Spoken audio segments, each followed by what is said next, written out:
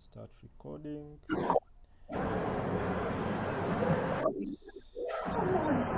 Sharing my screen. Sharing screen and yes. So let me know if you see anything and yeah, can get started. Okay. You know, on in a boot camp, these uh, sessions that are almost the last, Mm, ah, they're always tough. I say everything well. Um, yeah. Okay. So welcome everybody. I hope you can see my screen. Yes. So today we are working to see.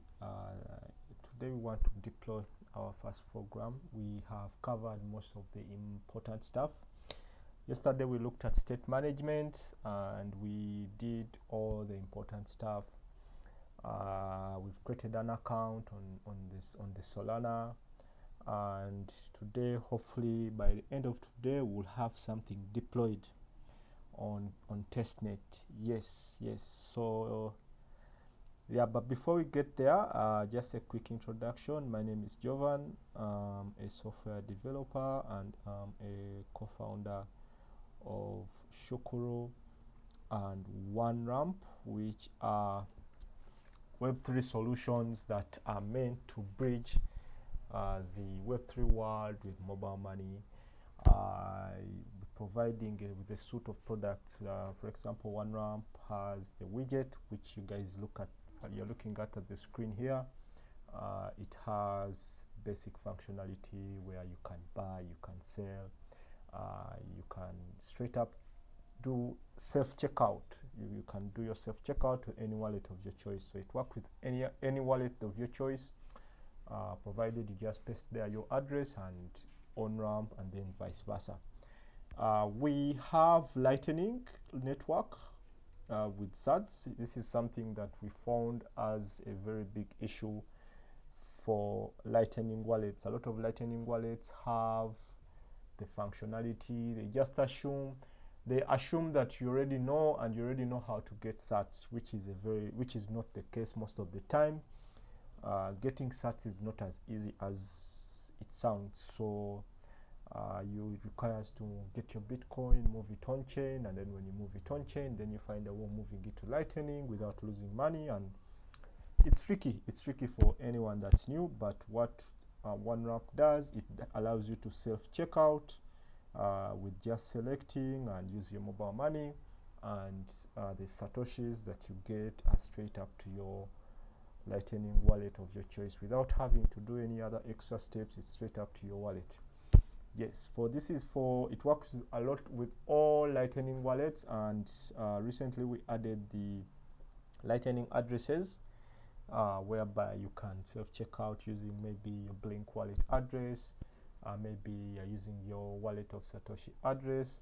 You can still use that, and it's compatible. Also, you can, if your wallet does not support Lightning addresses, you can just paste in your Lightning invoice, and what OneRamp will do, it will decode it properly, and it will send the exact amount to your Lightning wallet. So, and that is for the self checkout. For the people that want something simpler, we have Shukuru, which is a mobile wallet. It's an application that is doing all the hard stuff, all the complexity. It's just doing, the only thing you have to do is download, create an account, and you're set to go. Yes, so it has Bitcoin Lightning, it has CUSD, it has payments, and recently we added in a feature of buying utilities where you can buy airtime, you can buy internet bundles using your satoshis and CUSD, and we are working on also uh, adding on ramping and off ramping, and all of that is going to be settled within the application. And yes, so currently we have Android version, but very soon we are also going to go on iOS. So yes, so with that, I'll keep around if you guys have any questions with those two projects. But if there is nothing, then we can go and jump in with our agenda today. So I'll go and open the Solana documentation for anyone. So like I said, we are building on Solana. We are trying to see how we can how we can build our first program on Solana. We covered all the basics, starting from Rust. We had Rust, we did all the important stuff that we had to go through. We covered that in our previous days, and to the point where yesterday we wrote our first Solana program. So we are going to build on top of that. Yes, so for the people that are wondering, Solana uses Rust, and it has a framework called Anchor. That is a really nice framework. It simplifies all the hard stuff. So it is what we are using.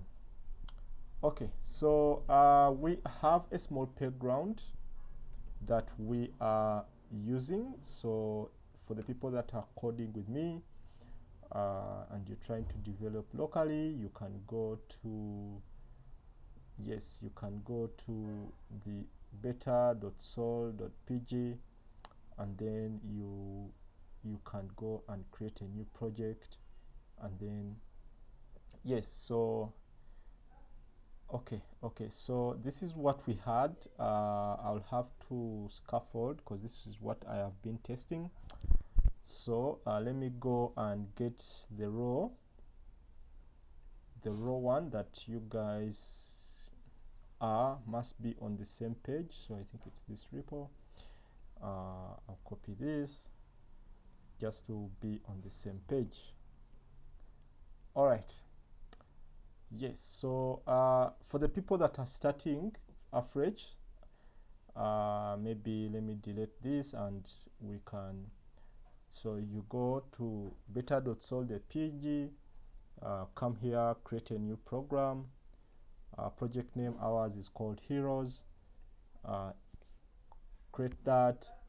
We have a repo. You can go get the starter code that we have for the people that are starting from scratch.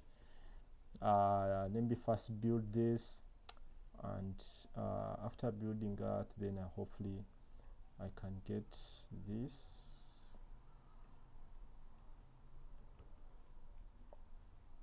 Okay, so I can get that. So yeah, that is how you can get at par with us. Maybe I could change the light theme and zoom in a little bit so that you guys can see what I am writing.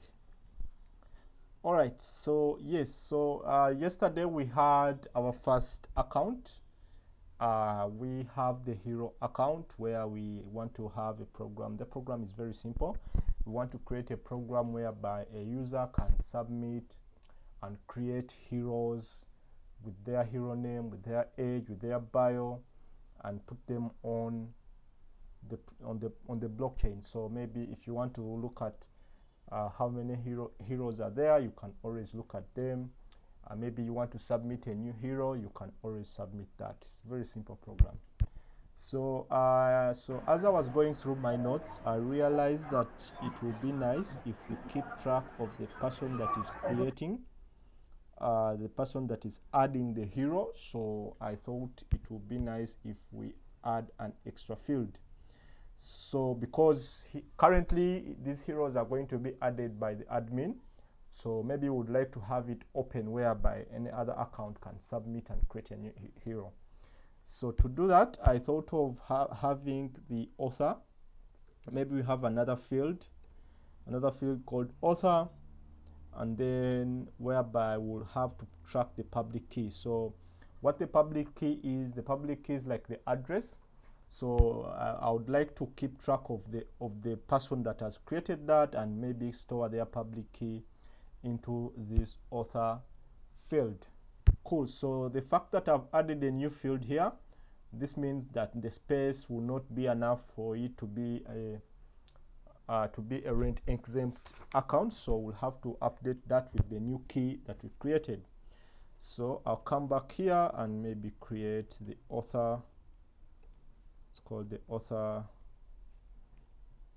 length, which is of a U size, and then public keys are of size 32. For the people that are wondering where I've got that, when you go to the Anchor documentation, at the Anchor book, you can scroll down here. There are these references where you can find all the space requirements. So when you look at the public key, it's 32 in bytes. Cool. So it's what we have, and then we can add it to our total space here. So yeah, so now we have the full size of the hero with the author, the person that has added it there. Yes, so adding that there, another thing, like moving forward, we say that everything in Solana is an account. Everything in Solana is an account. Even programs are accounts. The only thing is that programs are marked as executable, whereby they can update state, they can play around with state, they can delete, they can traverse, they can do certain stuff. But they are also programs. Your wallet is not a program because it's not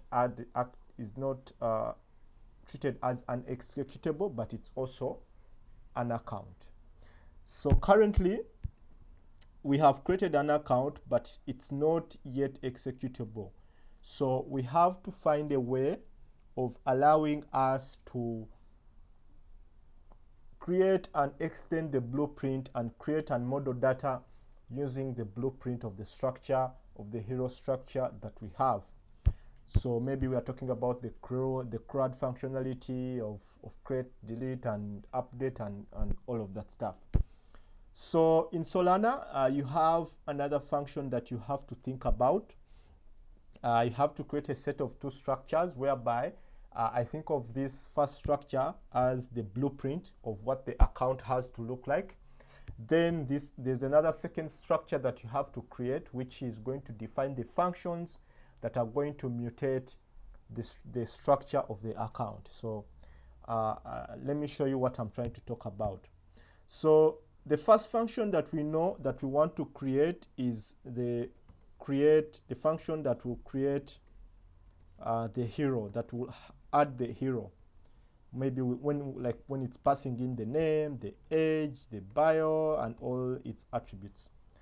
So the way you can do that, you create a new structure, and then we'll call it create hero, and then add that. So this structure is going to have the blueprints of the function that will communicate with that. So in Anchor, they are what they call attributes. So maybe before we go to attributes, if you notice, we have this public keyword prefixed in at the beginning. The reason why we need this public is because the moment we add this public is we allow Anchor to make this public, these functions and this logic public outside the contract. The moment we don't add this, then it will only be scoped inside the contract. So we want it to be accessible. So you make sure you don't forget to add public here, unless you're creating a private function that will not be accessible. All right, so going back to attributes, these functions that the behavior functions and these structures that are going to define the functions, usually Anchor gives you the attributes that are going to give you the boilerplate code. So we have this. So when you come here, you'll find that we have this attribute called derive account. So derive accounts, the moment you add this, Solana out of the box gives you all this functionality without having to write the code. So it gives you the security, it gives you the ownership rules, it gives you all the things that you may need when you're creating your account. So just add this here. If you want to extend and see how it works under the hood, you're always welcome to check the documentation. It's very nice. So when the create hero, after adding the attribute, you are required to add a lifetime. So when you come here, you will have to add a lifetime called info.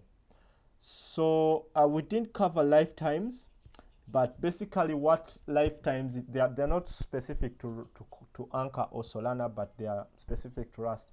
So what lifetime do is just think of them as a way of telling Rust and telling them, hey, this is a variable I've defined and it's going to be alive for up to this time. So you're telling Rust that this variable that I've declared will be valid and it will be alive or would be in life or what for this specific time. So it's like a lifetime of that variable. So it's a generic variable. You can have T, you can have G, you can have P, but the convention is to have it as info in Anchor. It's the common way. So the moment we add that, so everything in this structure is going to be tied to this lifetime. Yes. So can I ask? yes. If a function is private, you just leave it, or you can give it. There's a keyword that you put before. No, you can Right. just leave it. When I leave it at that, it stays private. Okay. Yes. Thank you. But the problem, if you do that, then these other functions will not be able to communicate with it. However much it's in the same script, this other functionality may not be able to communicate with it. So usually you have to have something like that. All right. Yes. So after having the lifetime, the info lifetime, another step that you'll have to do, remember we are saying that this create hero structure is going to define the mutation, is going to allow us to create this hero. So the first thing that we'll need to have is this hero, the whole hero account placed into the create hero structure. So the way we can do that, we'll give it a field, and sorry, we'll call it public hero. Remember in Rust, in Rust, even these attributes must have a public functionality. So if I don't put public here, the structure will be public, but the attributes and the fields will not be public. But remember, I'm going to play around with these fields, and I will have to access them outside the structure itself. So I'll add public there, and I say account. So when I add that account class, I'm telling Anchor that, hey, this hero is going to be of a class account, and it's going to be of the same lifetime as the structure, which is info, and it's going to be of the structure hero. So yes, so I'm telling Anchor that, hey, the hero field is going to be of a type account. It's going to live with the same lifetime. It's going to be of the same lifetime as the whole create hero, and I'm going to access it using this structure. So this is the beauty of Anchor, is that it gives you all this stuff under the scenes that you don't have to think about that. When Anchor was not around, as people were writing all this logic from scratch, which was a little bit complex. But just adding this, Anchor out of the box gives you everything that you need with just one single line of code. So we have the hero. And another thing that we'll have to know, we have to, like we've pulled the hero, we know that after pulling the hero, we can be able to update the age, we update the bio, we update the author of the structure. The author, sorry, we can't update the author because remember at the author, when we are creating our hero, we'll have to access the public key. So the public key is going to be extracted from the person that creates this account. So if you people have tried to play around with Solidity, you'll understand that there is this message.sender variable. I think it's like that. So this message.sender variable accesses the address of maybe the caller, maybe the deployer, and all of that. So it comes with every function call. So the similar thing will happen in Anchor. For us to get access of the public key, we'll have to extract it from the signer. We'll have to extract it from the person that is communicating with this structure. So the way we can do that, we can get it from the signer. So maybe I can call this my author, and I'll say it is of a type signer, which is coming from Anchor, and I'll give it the same lifetime.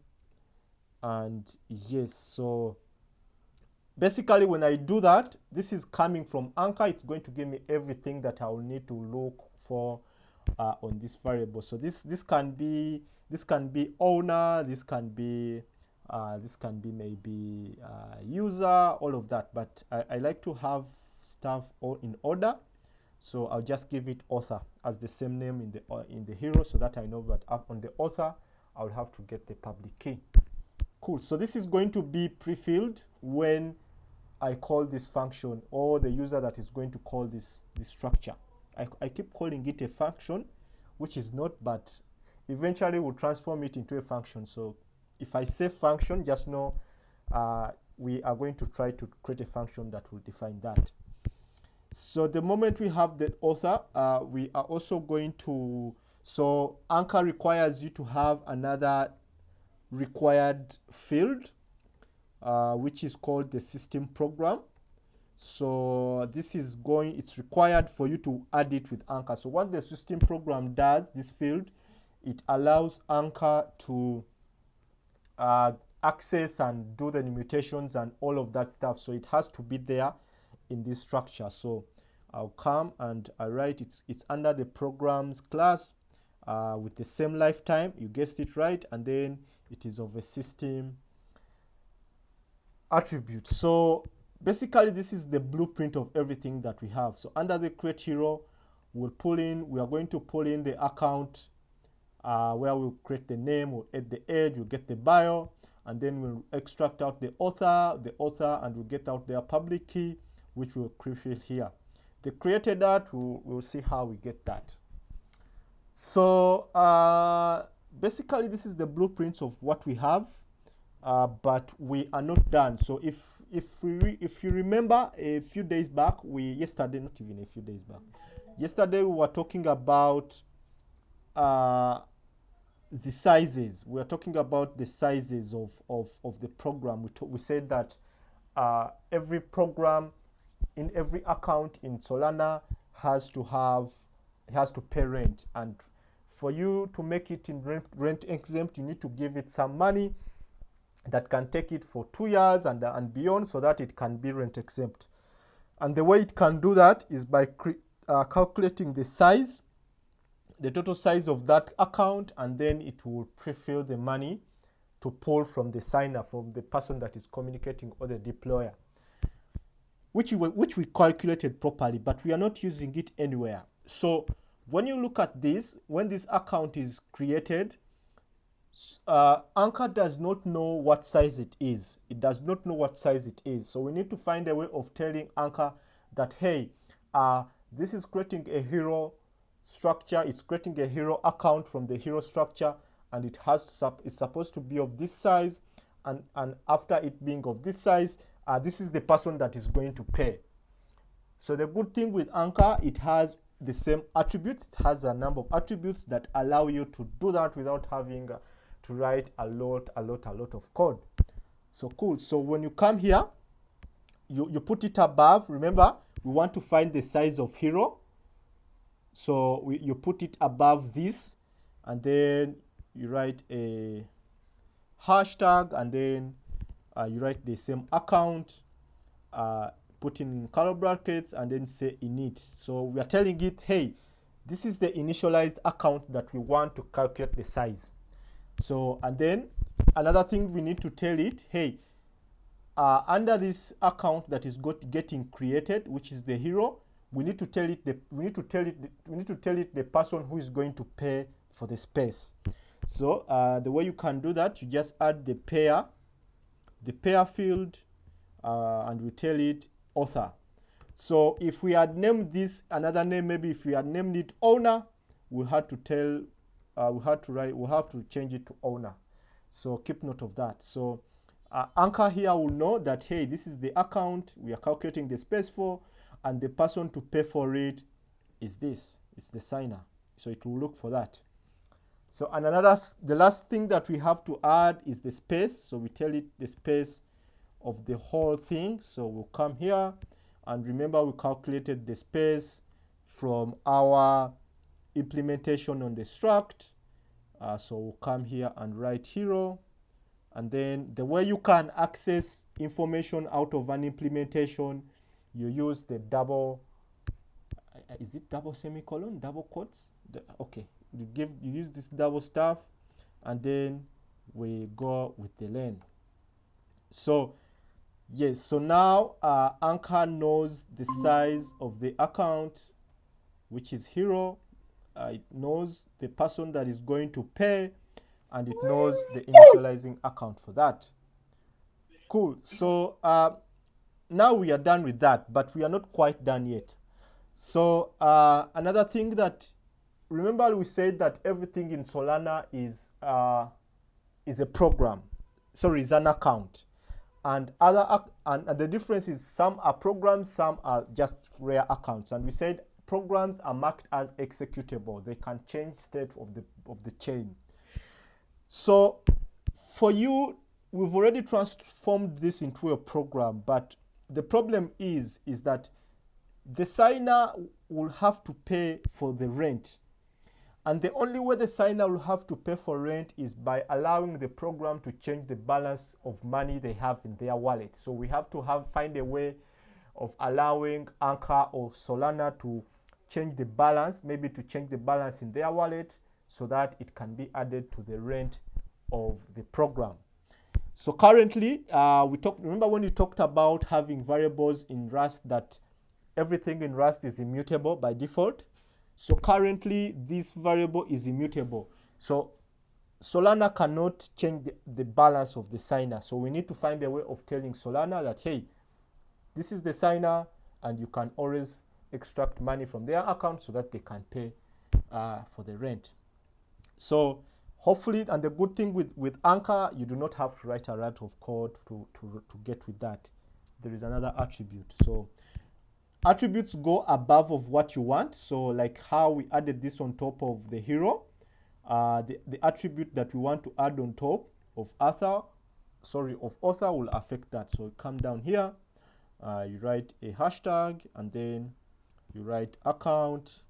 Inside account function, you write mute. So we are telling it, hey, this is a mutable account. It will change the balance, and it will pay for this rent. Beautiful. So we at that, and our functionality is set at that. We have the create hero.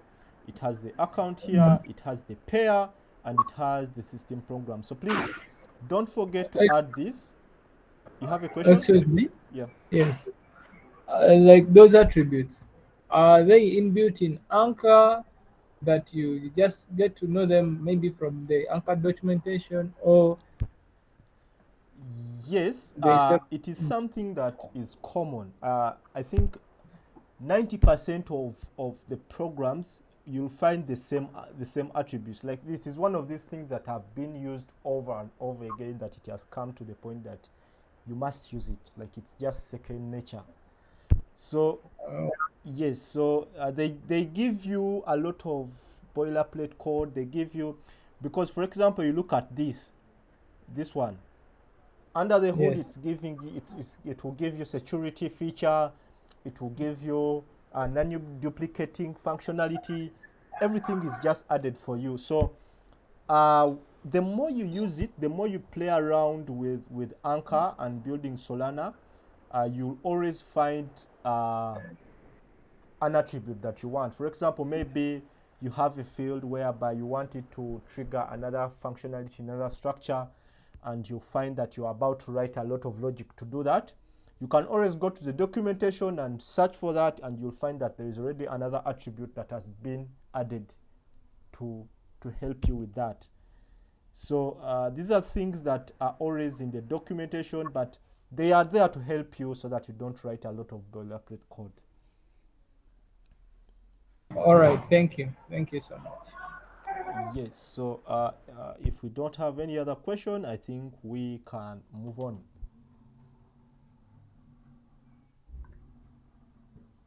No other question. Okay, so our create hero structure is done, and now we are going to the other function, this functional part. So currently, so everything has been said. We have the structure to communicate and mutate the account. So we have to find a way of allowing Solana to add these fields. So currently, this state is staying as state here. So we need to create functions that are going to communicate and change and do that for us. So the functions that are going to be called, the state changing functions, are described inside this hero mode. And for example, here we had the utilize. Maybe I'll go and delete that. So our first function is going to be the create hero. So the convention of the naming convention is usually to match this. So for example, in this case, ours will be public fn, and it will be create hero, and then so it is the same name, only that here it is in snake case. So you try to keep it uniform so that your code can be organized and it will be easier for you to debug and to follow up. So like I said, these are the functions. They must be defined inside here. So our first one is create hero. So the first thing that it's going to take in, it's going to take in the context. So this context, this is a context. Everything that you define here is going to be defined as the context. So the convention, if we put it in a ctx variable and we put it in a context, and we'll tell it, hey, the context is we are going to use the create hero. Cool, that is the first variable. And we know that creating the hero will need the hero name.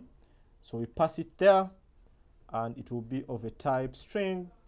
We know we are going to we need the age. I think it's I32. Yes, and we know that we are going to need the bio, which will be of a string. And the other fields, we know how we are going to find a way of extracting the author, and the created that is going to be dynamic. We don't want to create the timestamp from the user. We want to create it. We want the server, we want the chain to create it dynamically. So that means we only need the name, the age, and the bio from the function caller. So I don't know if I can collapse that. Yes. So when we have that, we know that this function will have to return something. So I think in the previous versions of Solana, they had this program. I think it was called program, and they'll wrap the result inside here, and then it would look like that. So the good thing in the new updates and the new versions, you don't have to wrap it in a Solana class, in an anchor class. You can just return the result. So we didn't talk about the result, but result is not specific to Anchor or Solana. It is a Rust.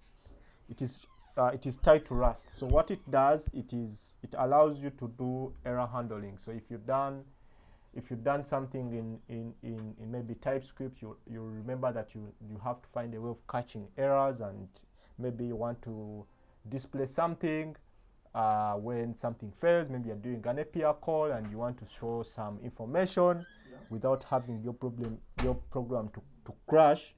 You remember we have something like try, and then you do something like catch, so like that, and then you have the error, and then do something like that. So Rust has something better, that is inbuilt. It is this result. What it does is every result, every variable that you have inside is going to result in two ways. So for example, if you're making an API call and it becomes successful, what result will do, it will return it in an OK format, and it will wrap your result inside here. So it will wrap it here, or it will fail and it will return an error, and it will wrap your error inside here. So this is what result will return. So it is a safe way of logging error messages and caching it, and without having your program to just crash abruptly. So it is the same thing that is going to return here. So, and then Anchor requires you to allow it. So if it is okay and you don't want it to return anything, you can just return okay with an empty string. So maybe we don't have a result here, we just want it to return, so it will just return okay like that. So all if not most of the functions that you're going to write inside here are going to look like this. They're going to return the result, and they're going to have this okay down here. So yeah, keep note of that. So okay, I think I can move these comments down here. They are really confusing me. Maybe let me put them here for anyone that wants to read them through, and I'll leave that there. So okay, so we said the first thing that we want to do for this context, so we want to extract these variables from this context. You see, we have to extract these variables from this context. So this is passed directly through using Anchor. So we want to extract that from that account. So the first thing that we want to get is the hero.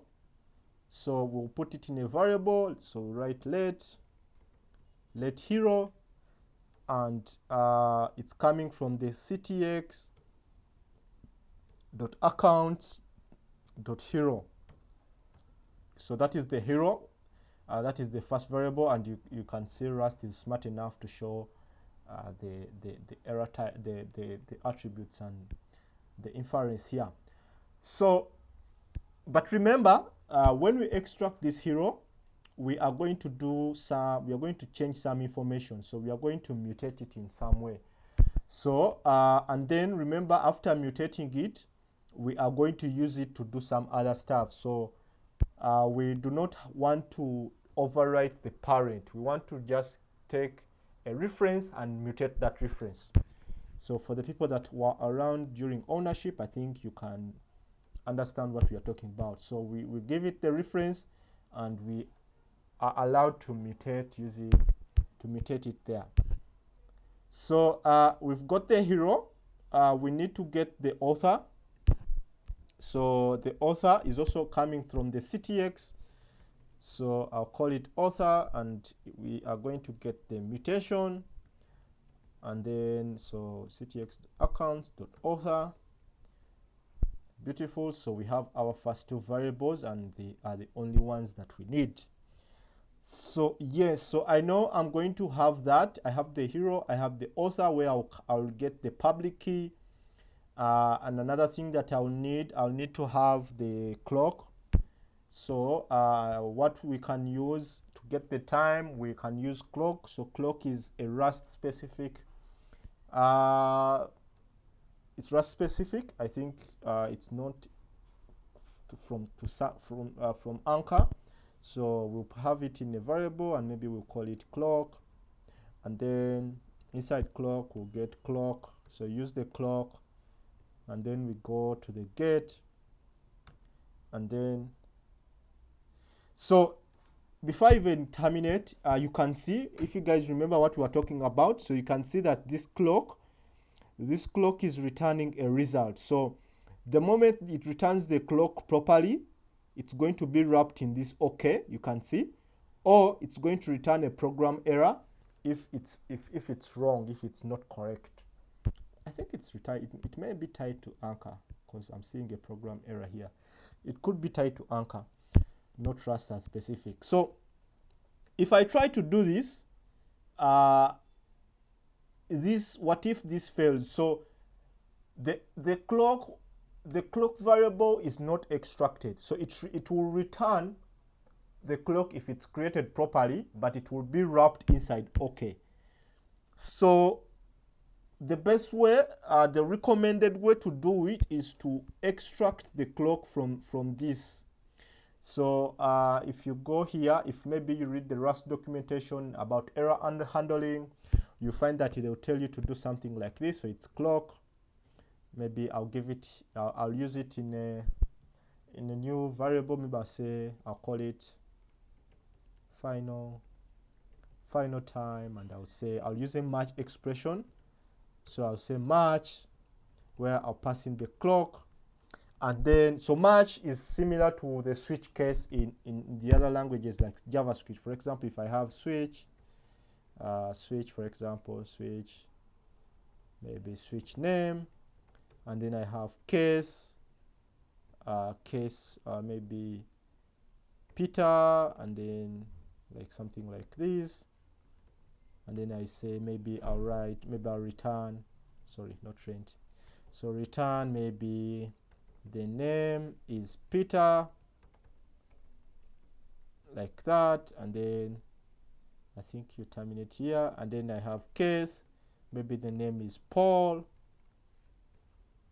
like that, and then I'll have return, maybe return, the name is Paul, if I can spell the properly, that, and then I have a default like that, and then the default will be not found more, maybe not found here. So this is what switch case in JavaScript or Python would look like. So in Rust, it is similar to match. So in this case, you don't have to write the case. So you can here write OK. So you get the OK, and you extract out the clock. So the clock, and then you return it here. You get, and then we get the error. So I'll give it an error field, and then I tell it, hey, return the error. So whatever is returned from this, is going to be added into this closure. So this is what they call a closure. So mash is a closure. What a closure does, it does this computation, and it will return the variable, the result, and it will put it inside here. So actually, it's not a closure, sorry. Closures are unnamed function. So think of it as this one is returning something. It's going to do this, and it will return the clock. So I've destructured the clock outside of here. So you can see it's no longer inside clock. I've pulled it outside of OK, and I'm returning it. And I'm also pulling the error outside of this, and I'm returning the error. So this is the recommended way of handling error management. And if you go to the Rust book, I think it's called the Rust book, and you go to, I think it's error handling, like that. It's a very, very good documentation. You can always look through and see how they can show you how to handle errors and handle panic, like all of that. So yeah, and yeah, so it is the recommended way of doing that, but I don't want to have a lot of code here. So there is another shorthand syntax where you can write unwrap. Unwrap will do whatever this, the way we've done this, unwrap will unwrap it for you, like it will do it under the background. So you won't have to do this, but please try to handle your errors manually so that you can catch all those problems without usually don't lean so much onto this unwrap thing. Usually it's just a shortcut, but we'll try to get it to work here. So so we have the variables that we need. We have the hero, we have the author, we have the clock. So now I think if our data is ready, we can go and start. So we can create the hero. We have all the variable information we need. So remember, we are changing the fields on this hero.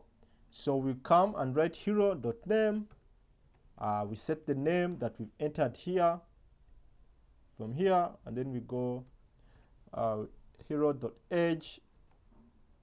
We set it there. We have hero.bio. We set the bio there. Cool. So we have hero.author. So author, you can see how the IntelliSense is spot on. Like I just press command space and it gives me everything that I need. So author. So we are going to get the public key from this author. So you get that author dot get. I think it's author dot key. Sorry. So author dot key. It extracts out the public key and it adds it there. And then the last thing is hero.created@, which is the timestamp. We're going to extract it from this clock. So clock dot, we're going to use the Unix timestamp variable. So yes, so we have everything that we need. We know that we are creating our hero properly. We have the time and everything is set.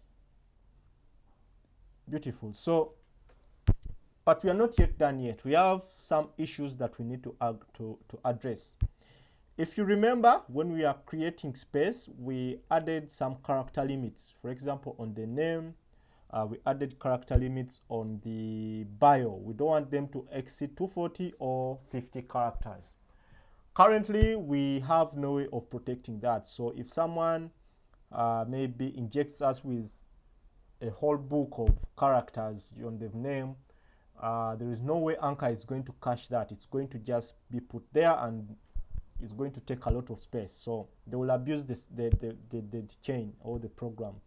So we have to find a way of protecting our program from all those character limits. So I want to do it here before I submit and create the hero. So here I'll have something, maybe I'll have a small padlock here to know that, hey, I'm guard. So I'll say guard from invalid and too long data. Cool. So I'm going to do it before there. And I'm going to use if statements. So in conditionals, Rust has similar conditions with other languages. It's not so complicated. So I'll come and say if name dot-chars. So name, it counts every characters, dot count. And I say if it's greater than 50, I'll say I want to throw an error here. Cool. And also I want to do the same thing for the bio. So if bio dot char dot count, and then if it's 240 or greater, and then I'll tell it to also throw an error. So I want to throw the errors there. So you can write logic here to throw error, maybe print, maybe you format, but Anchor has inbuilt attributes that can allow you to write descriptive error messages to show to your users, to show to your front end, to your clients. So and I want to use them here. So I'll come here and maybe I'll put it down here. So I think this is a good time to learn about what enums are. So enums are enumerations. They are, if you've worked with JavaScript, if you've worked with C#, if you've worked with not JavaScript, Python, TypeScript. So if you've worked with TypeScript, C# or Java, you know what enumerations are. They are like named variables where they are tied into one giant object where you can access them. So it's what I want to have. So and I want to use the power of Anchor and its attributes to have custom error messages. Cool. So I'm going to have the first attribute from Anchor. So it's called error code. Add it there, and I have my enum. So my enum is going to be, I'll call it error code. Basically, Excuse me. yes. I would just asking that Mm. for you. How do you what do you take as the difference between an enum and a struct? How do you see them different? A structure has named variables, like it has named variables and types. For example, here name and struct and is a string, age, but enums, it's just variables tied on top of each other. For example, if I have something like maybe I have boy, get a variable called boy, and maybe I'll say boy is empty. Maybe I have let girl. You get, these are unnamed variables. I know Rust will not allow me to do something like this. So instead of having these variables all, I'm defining them over and over again, I can put them together. I can put them together like this, and then have one giant variable to maybe I'll call it people. So I have one giant variable to manage them as they are. So it's basically, it has these variables tied upon each other, whereas a structure is like a blueprint. I think of it as a blueprint of an object. The cool thing with enums, it can also have structures inside here. It is not tied upon just that. It can have structures also here. It can have all kinds of data implemented inside it. All right, thank you so much. Yes, so you can see here, so we have the enumeration of, we've called it error code. So I want to use the attributes from Anchor. So they have this attribute called MSG, and what MSG does, it allows you to throw in your custom error messages. So maybe for the name, I want to say name. Maybe I'll say the name must not exceed 50 characters, and then after that I'll give it a custom enum that will call that. I'll say name, maybe I'll call it name too long. So and the second one, I'll come for the for the bio. Remember, we want to also limit the characters for the bio. So I'll call it, maybe I'll say your bio must not exceed 240 characters, like that. So and then we will say bio too long. Yes. So we have our enumerations with our custom error messages. So these are coming from Anchor.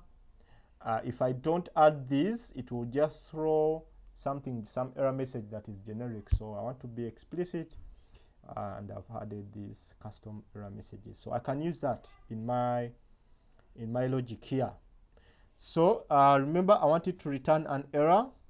So I'll come here and I'll say, okay, return.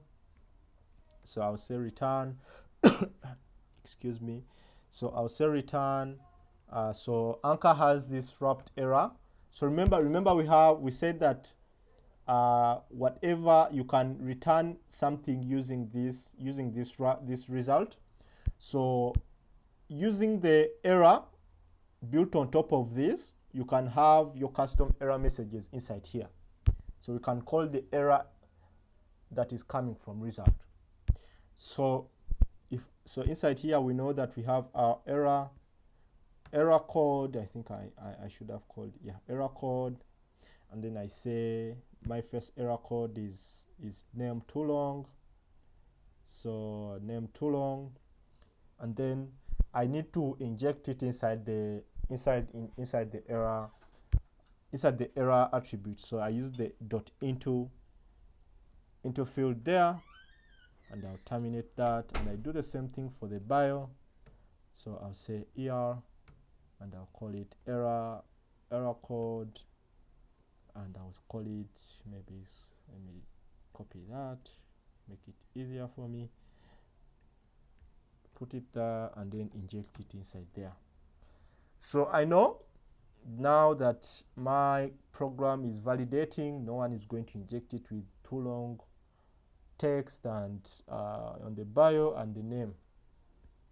So yes, so it looks like my first implementation is done. We have the error messaging, we are calculating the size of the program properly, we have the account, we have the structure, which is the context, and then we have the functions, which is create hero, that does that. So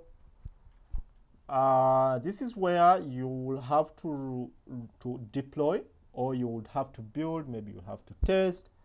So the good thing with this playground is it has all these functionalities built there. So if I come here, maybe I want to build and see if I have any issues with my code. So you just press this build and it will build for you. If you have any issues with your Rust, it will always show you where you've gone wrong. So you can see here we are building successfully, which is a good thing. So so here I would recommend, here is where you start writing your test to test your functions. But I want to first deploy it so that you guys can see how it looks like, what functions are going to be exposed, how are you going to add the create hero, so it gives you a broader picture. So I'll come here. So there is this build buttons on the Anchor playground. So let me try to expand that so you can see that clearly. So it has pre-filled with my program ID. So I'll have to first build before I deploy. So I already have some Sol here. If you do not have Sol, I showed you how you can get test Sol in your wallet. You can go to Solana, you can type Solana Faucet.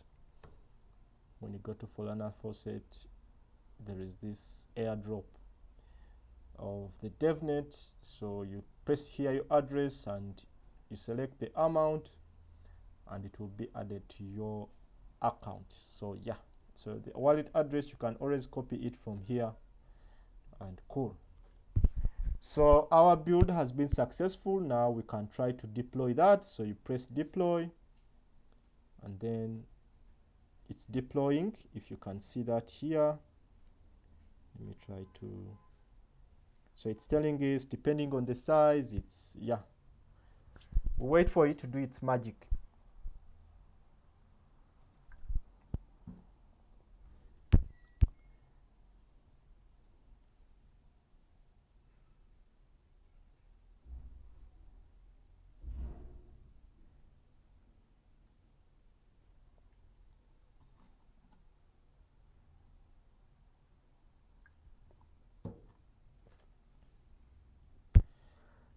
Yes, so it has deployed. So let me try to see if I can open SolScan and Solana Explorer to see if everything looks okay. So here, this is the payments that we've had for our program. We can see here it's a writable account.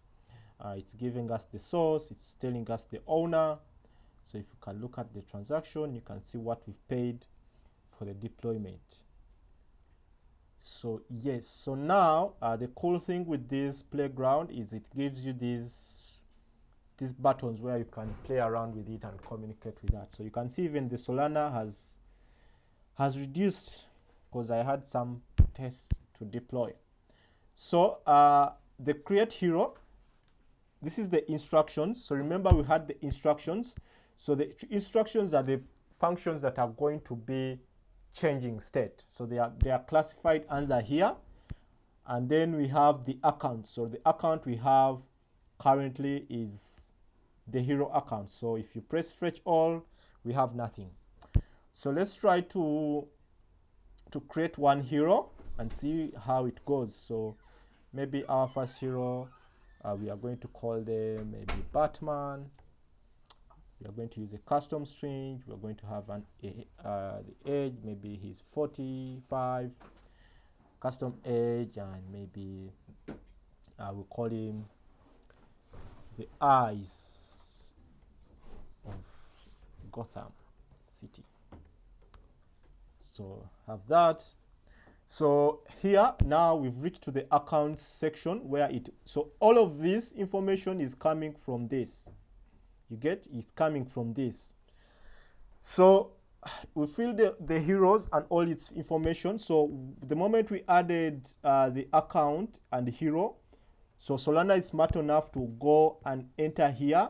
It enters here and it pulls all the fields that we need to pass here. So it puts that there, and it knows from our function we are going to accept the name, the age, and the bio. It adds that there.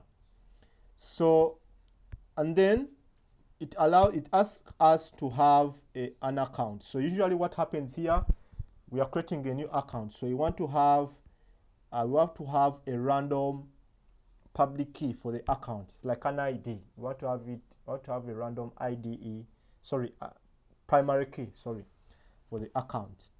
And then the author, we are the author, so we want to come from our current wallet, which is the one here. So, and also the system program. So don't change this one. This one is it has to be pre-filled by Anchor. So I write test, and it has created the function. I hope you can see the speed at which Solana does everything. It's almost as instant. Before even I move my mouse, it has already confirmed. And this is not just on testnet, even on mainnet, it is as fast as you can see here. It's the cool thing about that. So it has confirmed. You can see what has happened. We've called the function. It shows us the program owner. It shows the person, the account. This is the account of the hero. It tells you it is a writable. It has been with the signer, and the signer has paid. Beautiful. So we come back here, and let's try to call this and see if we have something. All right. So we have our user here. We have our first superhero here. Maybe I'll come and play around with that. Maybe I'll come and say, maybe let me add Superman who is 105 years, and then we'll call him, he works at Daily Planet as their bio, and then we want to have a new public key. The current one is coming from us, and then we test. So we are creating a new hero. That one has already come through. Beautiful. So let's fetch and see. And yes, this is Superman. So it comes with this public key. So the public key that we added here to create randomly, it can allow you to search for. Let me search for a single field. Maybe I'll come here and press fetch. It will show me all the information I'll have to have about Superman. So this is as good as it gets. This just adds to the chain. So this is live on Solana. Actually, it's live on Solana, as you guys have seen. It comes with a basic CRUD, but usually what I see is, because this function here comes out of the box when you create your account, maybe we'll have to write our own, that maybe there's a way it rectifies. Maybe you want to omit some fields. For example, if you have maybe a sensitive field and you don't want it to be fetched, you can create a custom fetch field that omits some of the fields. So yeah, the possibilities are endless. And today I wanted to show you guys how you can deploy that so that you can get the bigger picture. So tomorrow my plan is to, I don't know if it will allow, I was planning to have maybe an update function. Maybe I'll have to create a new retrieve function, maybe a delete function.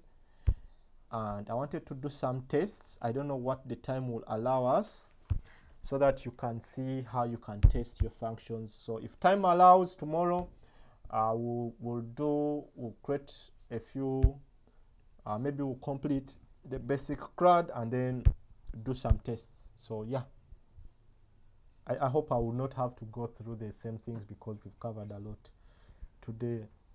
So most of the stuff here will be repetition, because if we have an update hero, it will look something like this. It will be update hero, and then the accounts and the fields that you're going to set, and then you'll have another function called update hero, and blah blah blah. So it's going to be the same logic. I think I'll go through that very fast because I want to show you guys how you can test your programs using TypeScript and yeah, the front end stuff. Yeah, so unless you guys have any questions, then we could see how we do that. I think we can continue.